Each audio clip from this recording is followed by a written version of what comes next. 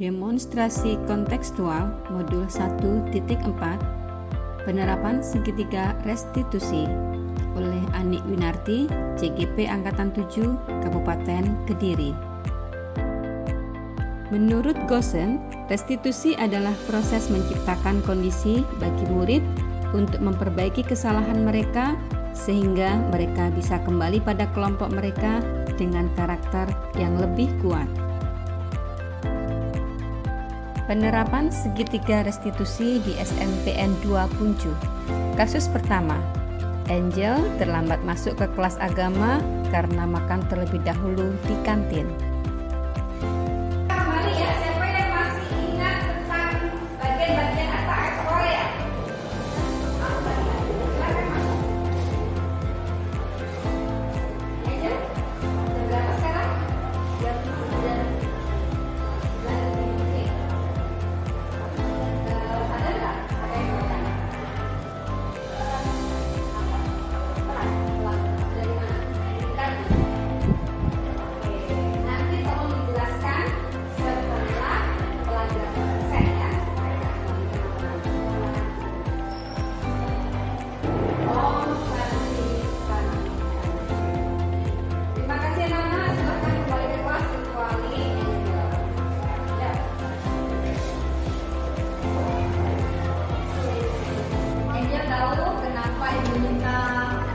Tinggal dulu di kelas sementara kamu juga kembali ke kelas.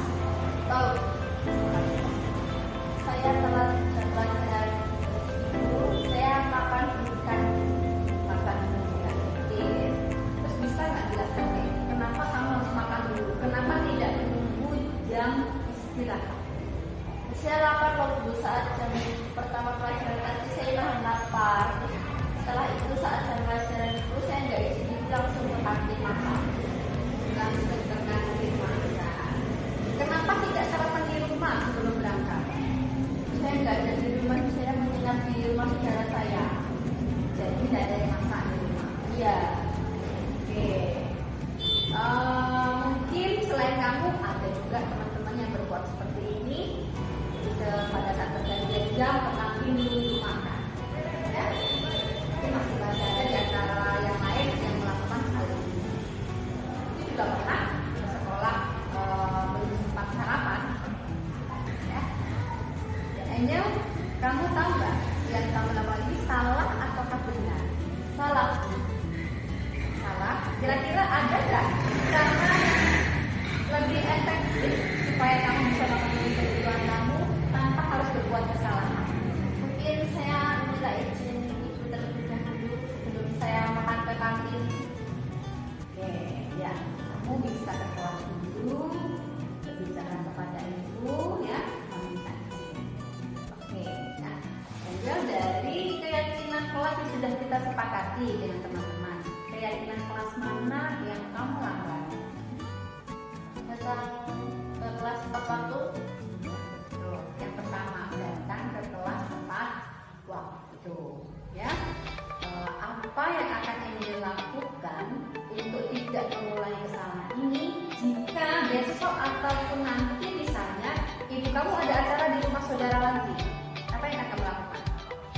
Saya bangun lebih awal pagi untuk memasak sarapan saya sendiri. Angel bisa masak? Bisa. Masak apa? Masak telur sama masak nasi. Oke, bagus Angel. Kamu bisa belajar menjadi anak yang mandiri.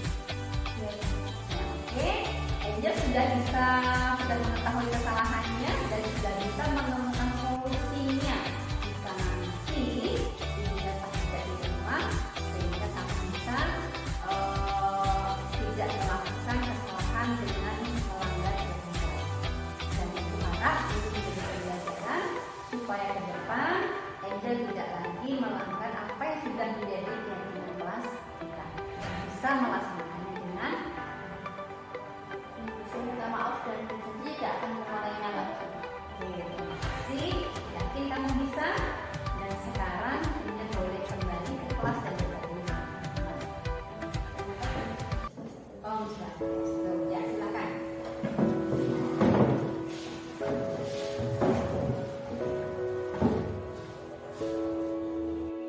Kasus kedua, Ricky sering menggunakan topi bebas di kelas padahal sudah sering diingatkan untuk tidak mengenakan topi yang tidak sesuai dengan seragam sekolah.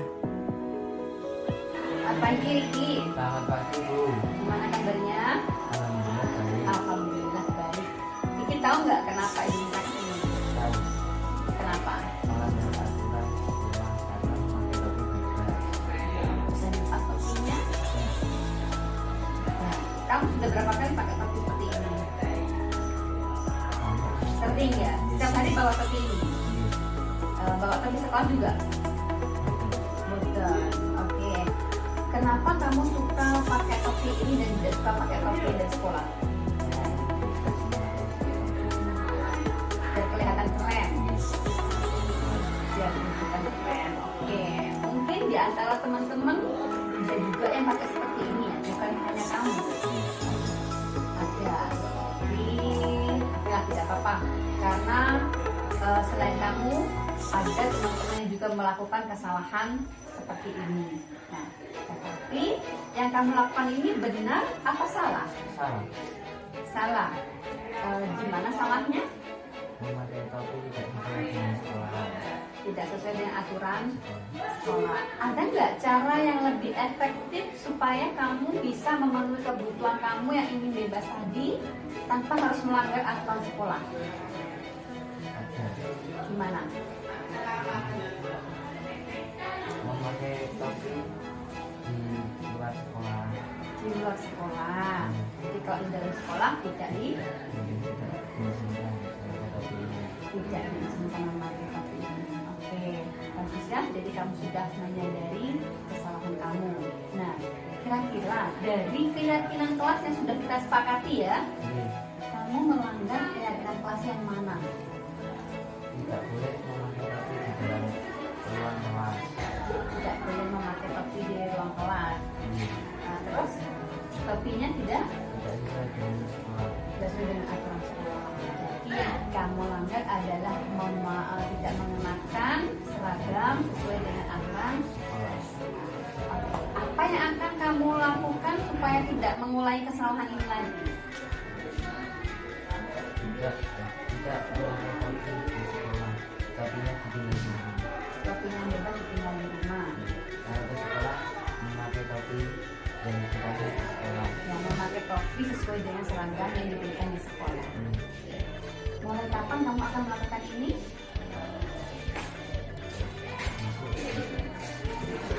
Besok. Besok. Sekarang bisa ini tidak dipakai lagi di sekolah? Mulai sekarang, besok dan seterusnya. Benar ya? Oke. Ya, Ibu yakin kamu bisa melakukan perubahan ini dan tidak lagi melanggar kesepakatan atau keyakinan kelas yang sudah kita buat. Ya. Oke.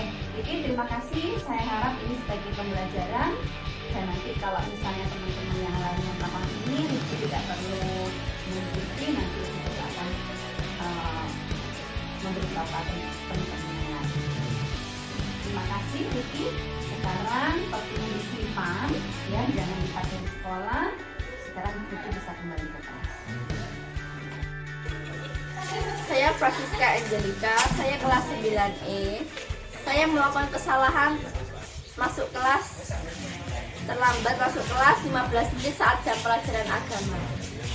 Saya awalnya takut dipanggil Bu Ani tentang masalah saya dan lama-lama saya berbincang dengan Bu Ani mencari solusi dan setelah itu lama-lama saya tidak takut dengan Bu Ani. Saya menyadari kesalahan saya dan saya tidak akan mengulanginya kembali. Terima kasih Bu Ani.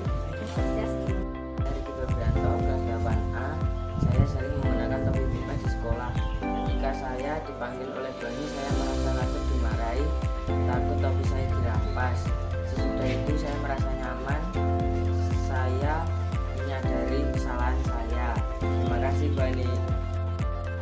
Restitusi merupakan sebuah cara menanamkan disiplin positif pada murid yang memungkinkan murid untuk membuat evaluasi internal tentang apa yang mereka lakukan dan memperbaiki kesalahan mereka. Terima kasih, salam, dan bahagia.